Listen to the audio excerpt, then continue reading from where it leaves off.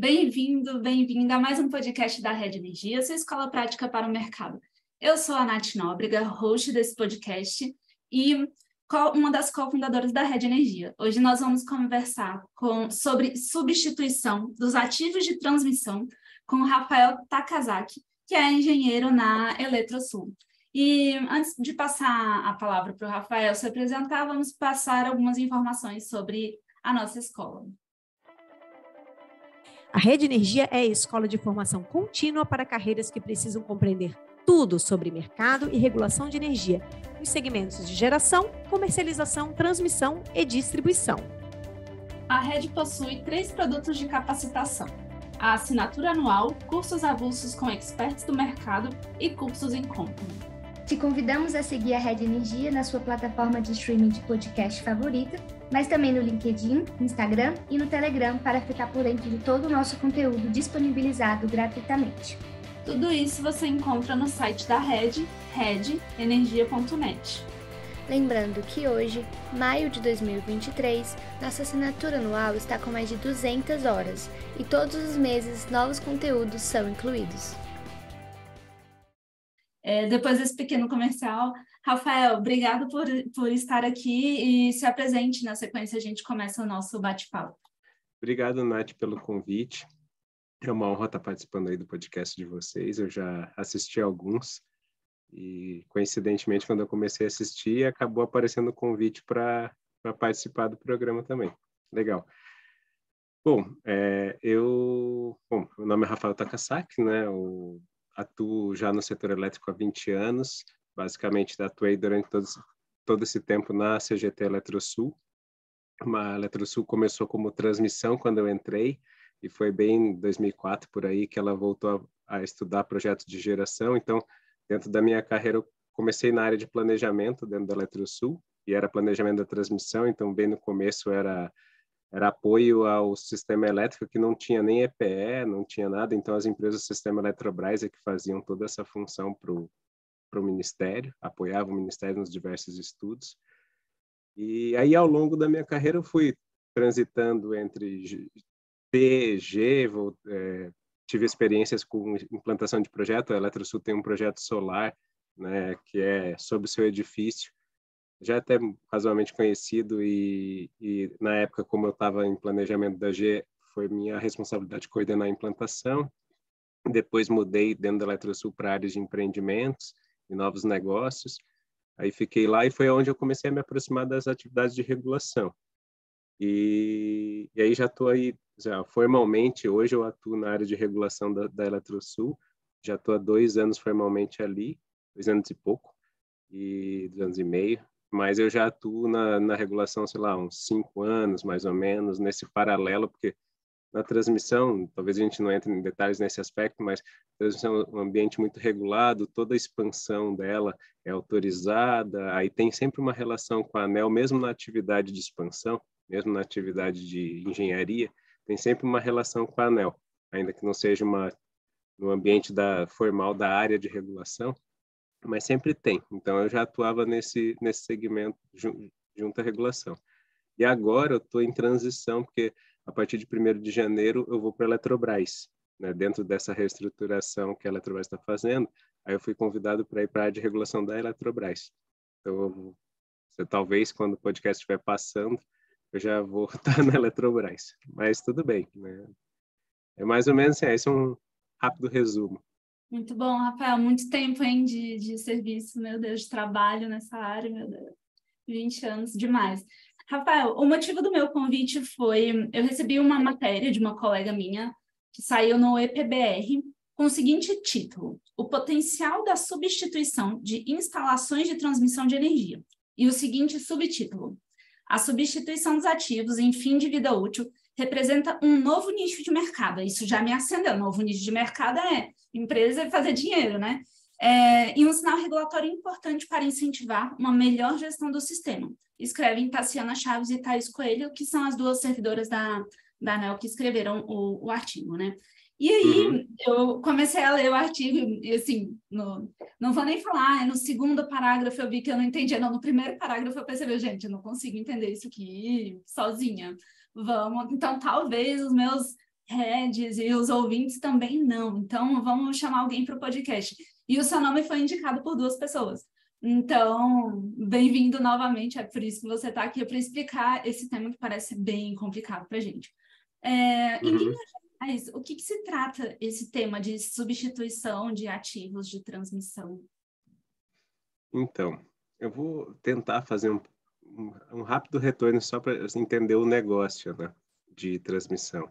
Então, o negócio de transmissão, ele basicamente está estruturado em 2 grandes pilares. Operar, assim, é um negócio de prestação de serviço público, né?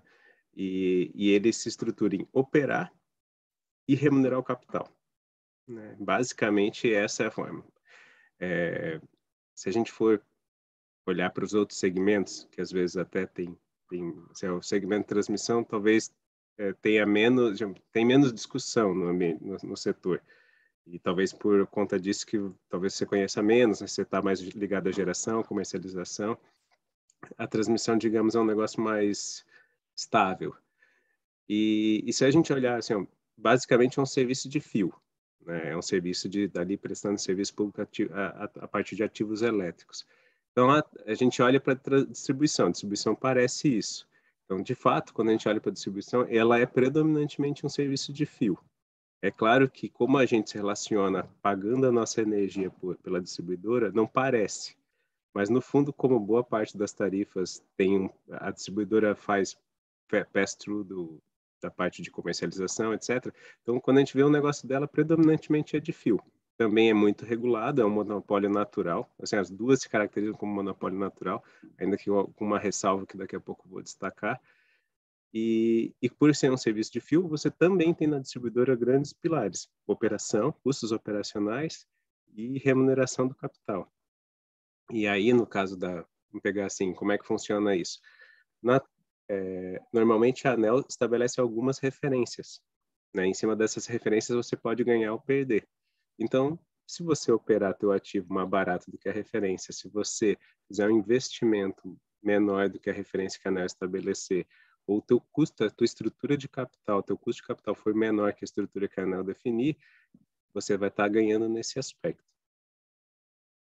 A diferença básica, que talvez esse assunto da transmissão aparece agora e a distribuição o pessoal não discute tanto, é que no ambiente da distribuição existe uma diferença bem sensível, mas bastante importante para entender como é que muda, por que eles se estabelecem 2 pilares parecidos, mas o negócio muda um pouco. É porque na distribuição ele tem esse conceito de área de concessão. Aí na área de concessão é aquele monopólio natural tradicional mesmo, assim, bem uma área, todo mundo se relaciona com aquela distribuidora, fica bem evidente a relação. E a distribuidora, ela tem que fazer os investimentos para prestar o serviço de atendimento àquele consumidor durante todo o tempo. Então, ele está crescendo, ela tem que acompanhar o mercado, ela pega um ativo que está aqui, leva para outro lugar, se ela entender que aquele outro lugar presta melhor serviço, coloca um novo aqui. Esse ativo pode estar totalmente depreciado ou não, mas em todo caso ela está fazendo a gestão, e se o ativo ficar totalmente depreciado, né, que é o tema ali, o que significa isso? O ativo existe do ponto de vista físico, o ativo construído, começa a operar, e em algum momento ele não tem mais condições de operar. Os ativos deixam de ter condições de operar ao longo do tempo em momentos variados. Então, tem uns que morrem mais cedo, tem uns que morrem mais tarde. Em média, eles atingem lá um determinado número, 30 anos, 25, 15. E aí, estudos são feitos e a ANEEL faz uma contabilidade regulatória, que essa é aquilo que define mais ou menos, ela estabelece uma média para esses ativos e estabelece um padrão para que as concessionárias peguem esses ativos e coloquem no seu controle contábil e façam esse controle ao longo do tempo. Então, se um ativo, quando a gente fala que ele está totalmente depreciado, é porque ele superou esse tempo médio. Como eu falei, eu preciso remunerar o capital. Então, eu fiz um investimento que custa 100 e que tem 10 anos, por exemplo, de vida útil, né? Então, vida útil média, né? Ou de tempo, vida útil para fins de contagem regulatória. Então, eu tenho que receber 10 partes a cada ano, basicamente, desse investimento. 100, 10 anos.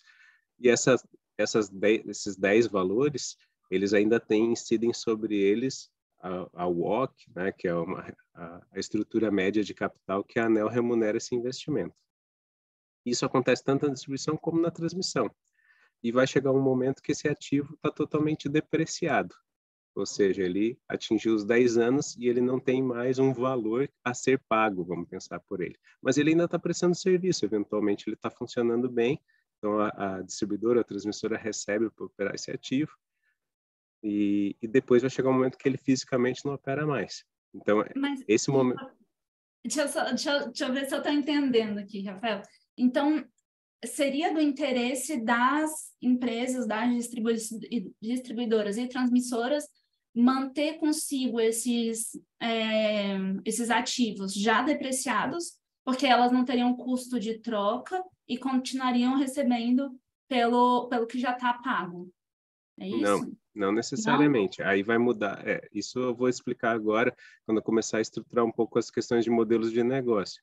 Então, no caso da distribuição, ele tem como ele tem que prestar o serviço, então, eventualmente, ele vai fazer essa conta.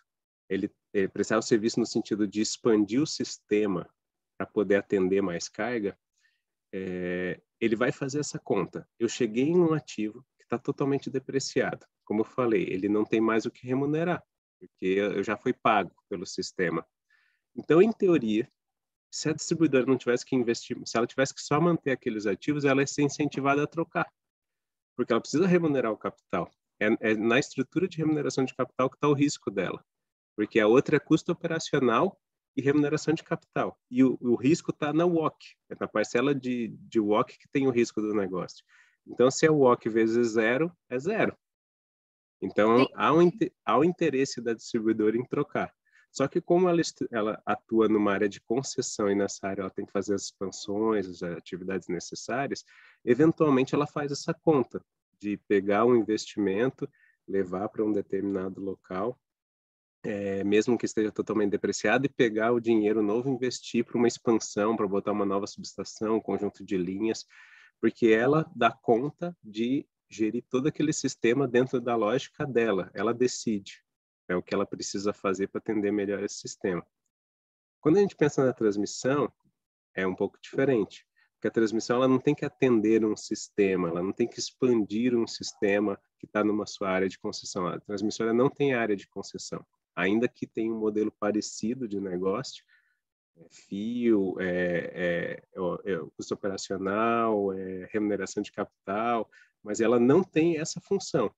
E tanto é que, não sei se o pessoal conhece, já ouviu falar de System Price Cap, Revenue Cap. Então, a distribuidora ela está estruturada no modelo de Price Cap, porque ela realmente vai ser pago um valor de reais por megawatt ou por megawatt-hora, né? Então, é um preço do serviço.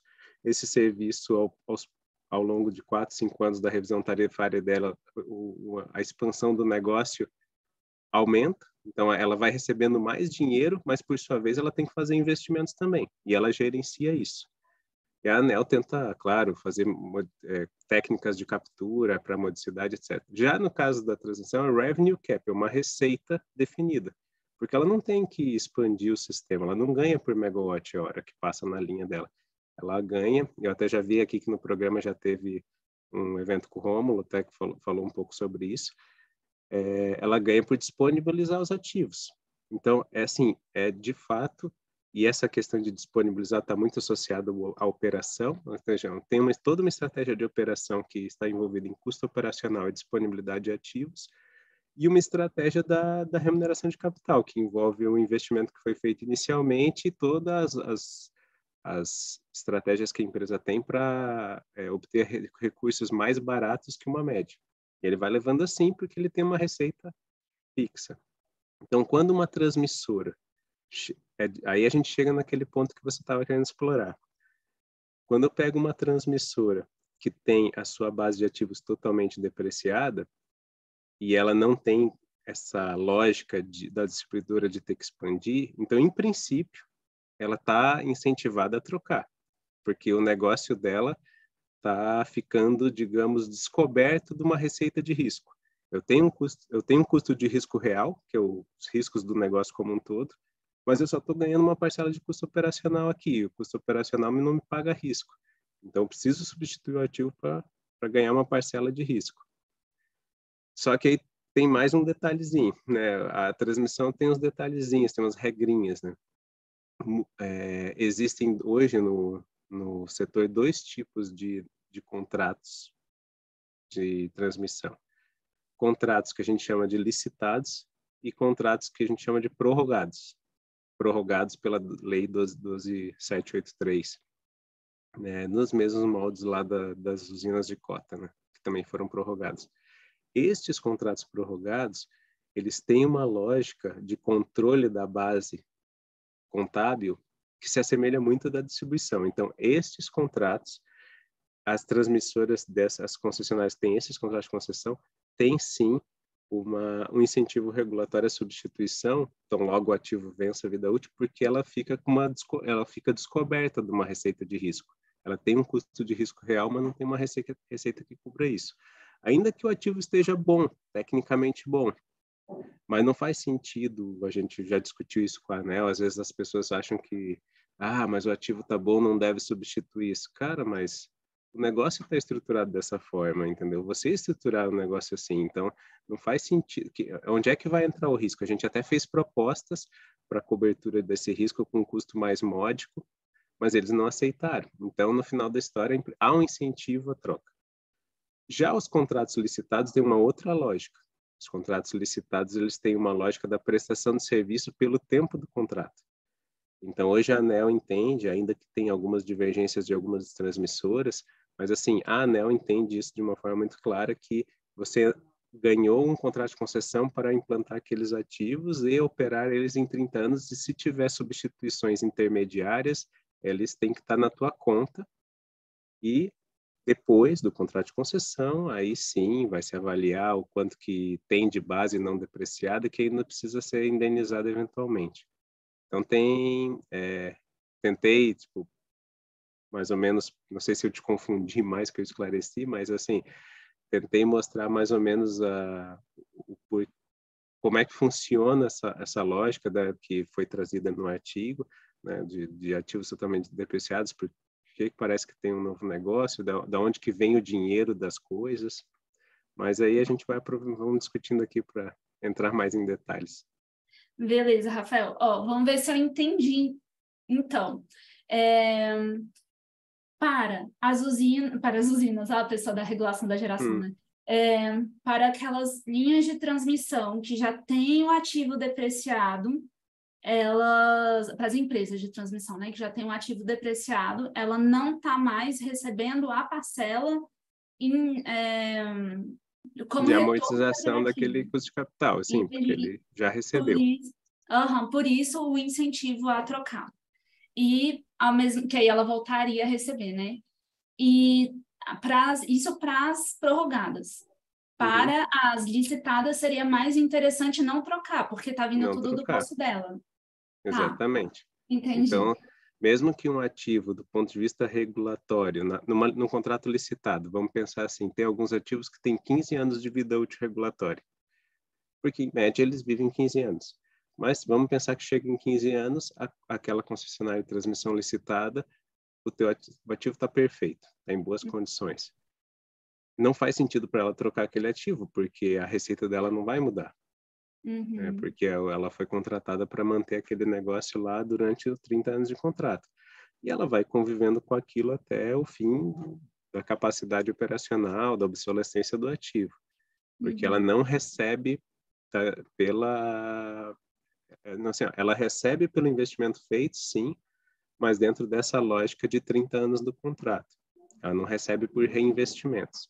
Já no contrato prorrogado, esses ativos são abertos. A ANEEL enxerga todos os ativos com seus valores e vê como cada ativo está depreciando no tempo. Entendi. Rafa, surgiu uma dúvida aqui fora do script. O seguinte, do ponto de vista contábil, tudo isso fez sentido.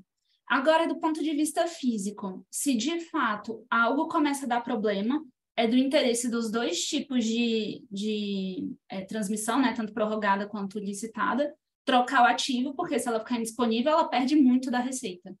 Sim. É isso? Eu acho que esse é um ponto comum. A prestação, como, voltando lá no ponto, a gente é contratado para prestação de serviço público. Dentro de tem uma série de leis que tratam disso, a 8987 é uma das principais.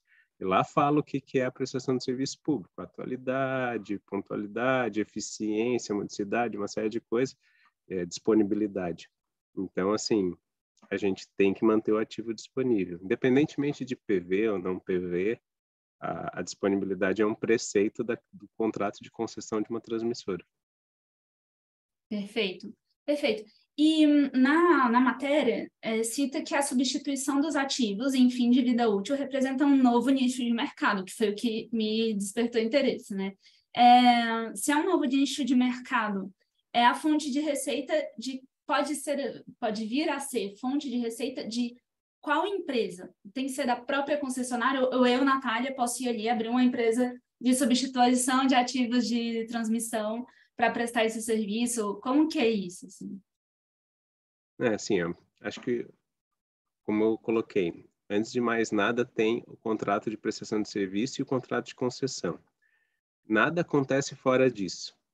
Então, a Natália, se comprar uma transmissora ou conseguir um contrato de concessão em algum negociar com uma empresa que tem contrato de concessão ou ganhar no leilão, ela pode até fazer, mas não é uma coisa que fora do contrato alguma outra empresa, alguma empreiteira possa fazer. O que naturalmente, quando eu coloco que existe, a partir do momento que você cria incentivos regulatórios para substituição, né, porque a ANEEL poderia criar um outro incentivo regulatório, assim como a gente até, no caso, eu falo a gente porque eu participo da ABRAT, e nesse tema especificamente, eu coordenei essas contribuições da ABRAT sobre vida útil com a ANEEL.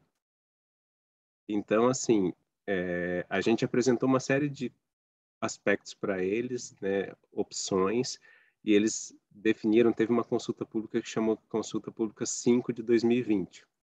E eles definiram nessa consulta que não deveria fazer nenhuma intervenção regulatória importante. Ou seja, deixa do jeito que está. Isso significa que as empresas fazem as substituições e são remuneradas pelas substituições que são feitas.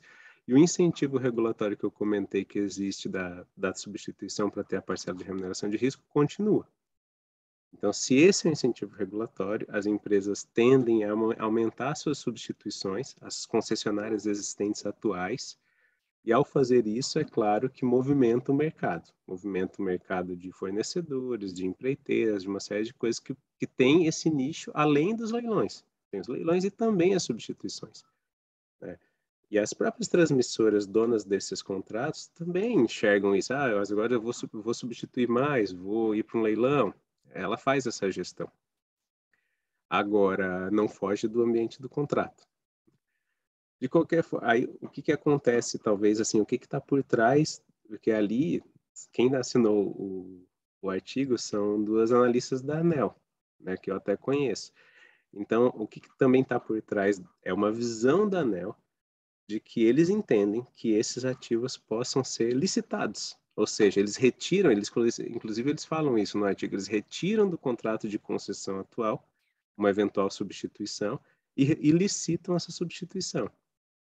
Mas esse é o entendimento deles, de que talvez essa seja a melhor prática, porque na visão deles, eles acham que a 9.074 define que a regra geral é de licitar, ainda que a gente discorde, porque para nós a 8987, que até vem antes da 9.074, coloca bem claramente que a expansão e a substituição de ativos, de equipamentos, etc., faz parte da atualidade dos princípios do contrato de concessão. A atualidade é um deles.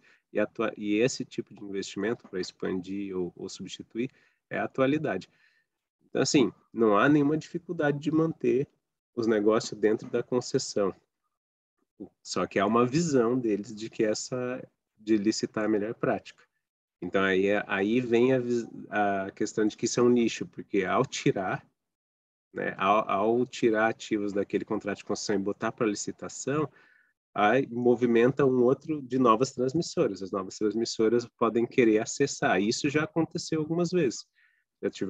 Já tivemos dois processos mais importantes que envolvem duas subestações importantes, antigas do setor, que nascem, né? Tipo, tem obras, digamos, que nascem como substituições por fim de vida útil, tanto a CETEP, dona da subestação Centro, como hoje a CPFLT, né, antiga CE, dona da subestação PAU 4, que está no artigo, inclusive, elas propõem substituições por fim de vida útil. Como o processo de tomada de decisão envolve estudos da EPE, a EPE analisou que era melhor expandir, ao invés de trocar um transformador de 100 por outro de 100, né, equipamentos de mesma capacidade, a EPE entendeu que era melhor aumentar a capacidade. E ao aumentar a capacidade, a agência visualizou uma oportunidade de retirar aquele negócio do contrato de concessão e licitar. Então, foi dentro desse contexto e já aconteceram, né, licitações. Então, foi dentro desse contexto que eu acho que elas enxergam como uma oportunidade de mercado, de criar novos objetos de contrato de concessão, ou, ainda que mantendo, né, no contrato, a simples interesse das transmissoras em substituir. Entendi, Rafael. Então, se eu, Natália, tivesse ali ganhei o leilão, não, eu tenho que ser de concessão, né? Tenho que ser prorrogada. Eu sou uma transmissora prorrogada. Sim. Uhum. Aí... Você foi lá e adquiriu uma concessora, como a CPFL adquiriu a CE, como a EDP adquiriu a CELG. Você foi lá e adquiriu a CETEP.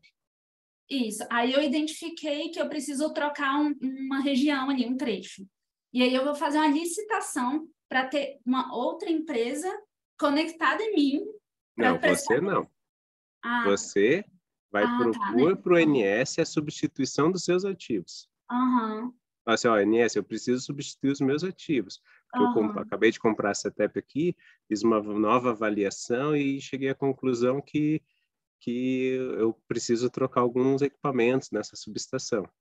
Aí você propõe isso para o ONS. Aí o ONS, junto na análise com a EPE da substituição desses equipamentos, podem chegar à conclusão de que, olha, Natália, você tem uma subestação aqui, você queria trocar 2 transformadores de 100 MVA por 2 outros de 100 MVA, a gente chegou à conclusão que é melhor fazer o seguinte: vamos aumentar a capacidade da subestação, vamos botar de 200, mas assim, como é 200, então não basta só trocar o transformador, tem que trocar um monte de parafernália, um monte de outros equipamentos associados. E já que ficou um negócio legal, ficou maior o escopo, a gente vai tirar esse negócio de você e vai licitar. Ô, Rafa, eu entendi. E agora sim. Aí você fica com alguém lá. Tipo assim, putz, eu acabei de comprar, né, de fazer um investimento para fazer substituição e agora fico sem esse escopo contratual. Fica sem até a possibilidade de ter essa remuneração, né? Também. Aí você não vai fazer o investimento, a não ser que seja a não ser que se apresente uma situação absolutamente crítica, que se você não substituir o ativo, algo severo acontece, e aí eles podem até mudar de opinião, mas se for uma coisa no horizonte de planejamento, a tendência é que eles coloquem num processo para licitação. E aí esse ativo vai ser, em algum momento, transferido da Natália para uma nova concessionária que ganhou essa licitação. Essa nova concessionária vai ter como objeto do contrato receber esses ativos de você e fazer as substituições, o conjunto de obras que ela tinha que fazer e depois continuar operando aqueles ativos ao final. Então, e você não vai ter mais, você transferiu para ela, você vai ter uma redução você não vai fazer aquele investimento, não vai ter aquela receita por sua vez, e também ainda vai reduzir a sua receita operacional, porque você não vai mais estar operando aqueles ativos.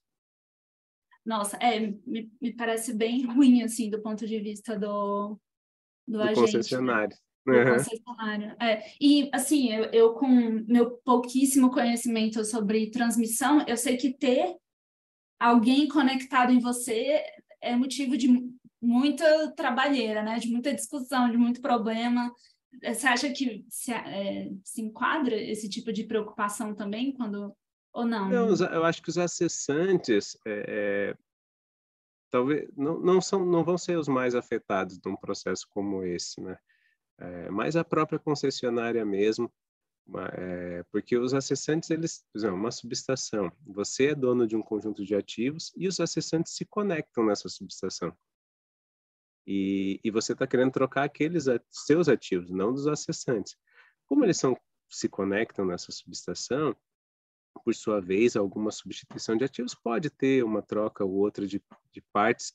Tem sempre algumas interfaces, mas elas não são tão caras, ali não é o problema.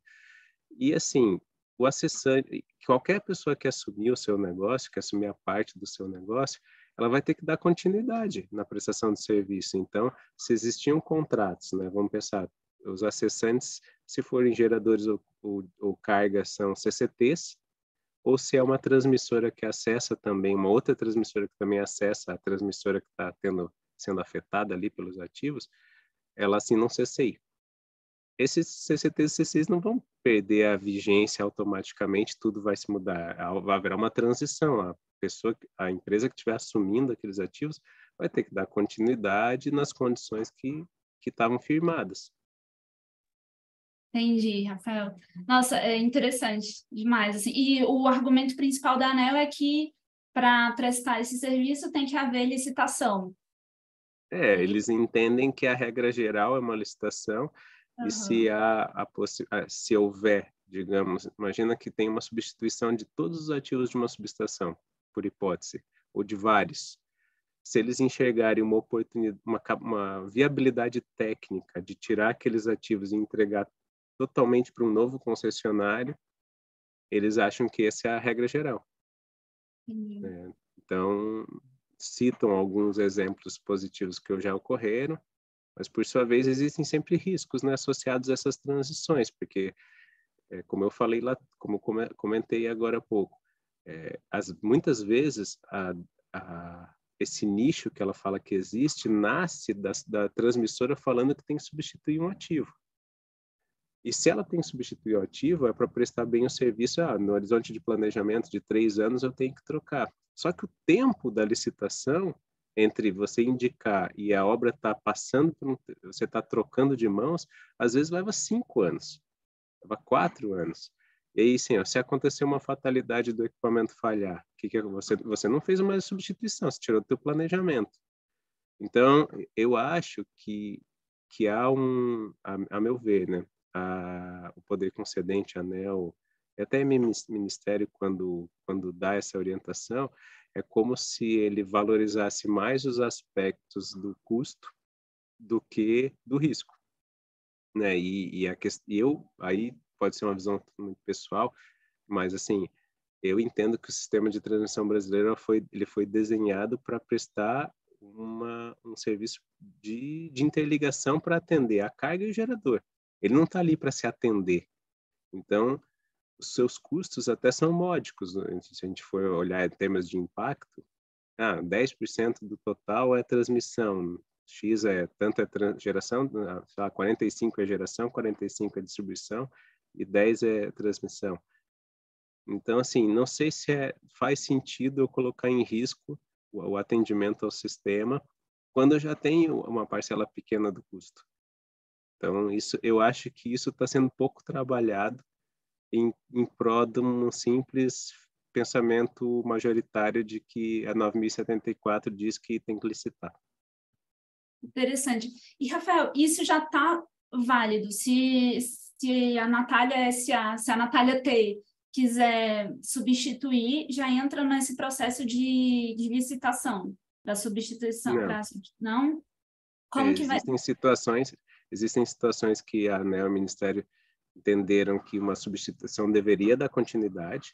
Então, assim, a transmissora faz o registro da substituição, o ONS leva a análise e eles chegam à conclusão que a melhor opção é que a transmissora faça a substituição até mesmo em situações que houve acréscimo de potência. Então, a Eletrosul, por exemplo, teve um caso recente, um transformador de 88 MVA que teve sinistro, fio de vida útil e fim de vida útil técnica mesmo. Ele já estava totalmente depreciado e ainda tecnicamente ele sinistrou.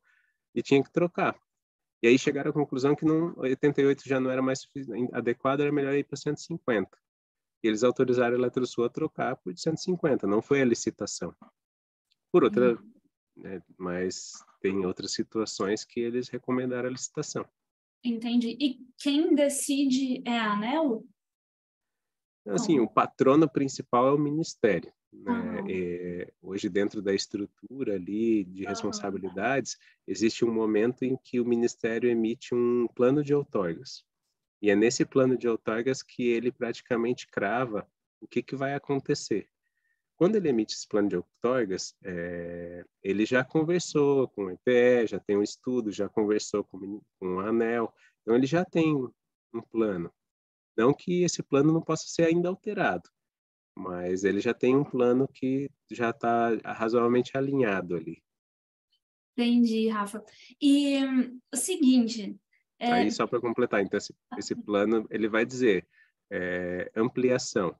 Então, vamos pegar assim que a Natália T pediu a substituição de 2 transformadores na subestação... Onde é que você mora? Em Brasília? Em Brasília. Então, a subestação Brasília, Centro, Brasília, Asa Sul, Brasília, Asa Norte. Aí, você pediu a substituição de 2 transformadores e aí saiu no plano de outorgas ampliação. Substituição de 2 transformadores, mais execução, não sei o quê. Se é ampliação, vai para leilão. Autorização, reforço. Né, que essa é uma terminologia típica do setor de transmissão. Reforço.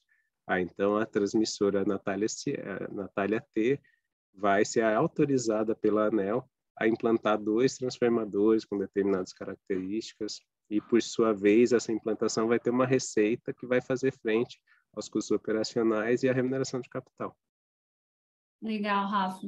Rafa, quando eu recebi esse artigo, comentaram comigo que esse tema estava quente. Por que ele está quente? O que aconteceu que... Para mim, ele surgiu agora, né? A primeira vez que eu ouvi falar nele. Por que ele surgiu agora? Tem alguma discussão, alguma coisa acontecendo no mercado de transmissoras que ensejou essa discussão? Olha, eu até achava que essa discussão tinha até acontecido um pouco mais lá naquele ambiente da consulta, né?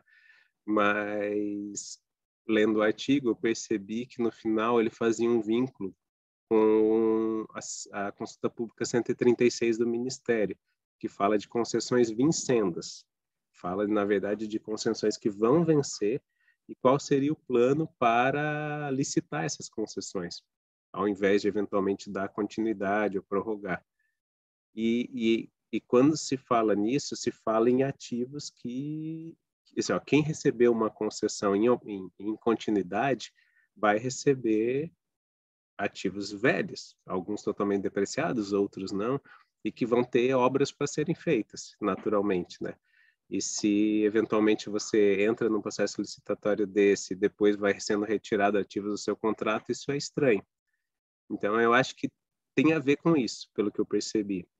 Mas também tem muita coisa rolando. Então, teve leilão recente, né, que envolvia a subestação Centro, que é uma subestação da CETEP, que foi muito discutida, porque era justamente esse aspecto, tirar da CETEP um objeto do contrato de concessão para licitar, que teve como origem a substituição por ativos totalmente depreciados.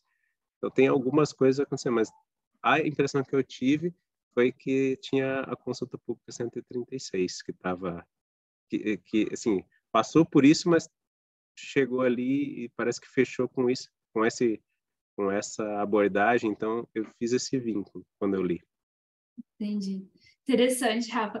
Assim, das perguntas que eu tinha no script, você acabou respondendo tudo, foi ótimo. Estou muito feliz que eu entendi o problema, entendi o contexto. E aí, como uma pergunta final, claro, se você quiser complementar alguma das coisas que você falou e tudo, fica à vontade.